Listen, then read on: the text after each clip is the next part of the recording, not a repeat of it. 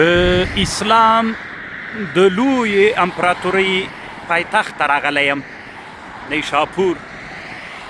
د سلجوقي خلافت لوی واکمن او امیر المؤمنین علف ارسلان سلجوقي رحمه الله او نظام الملک چې د وزیرو سلجوقي خلافت چې په اسلام کې یو تر ټولو لوی خلافتونو نه تیر سوي چې صلیبي لښکرو ته یې سخته ماته ورکړې وله.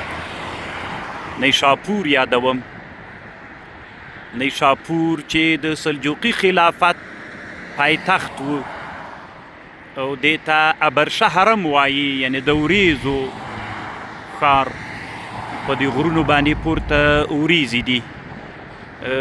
د امام مسلم رحمه الله د حاکم نیشاپوري صاحب د مستدرک امام واحدی د 3 تفسیرونو مصنف او د ډیرو نورو کتابونو مؤلفین او مصنفین هغه نیشاپور ته راغلی یم.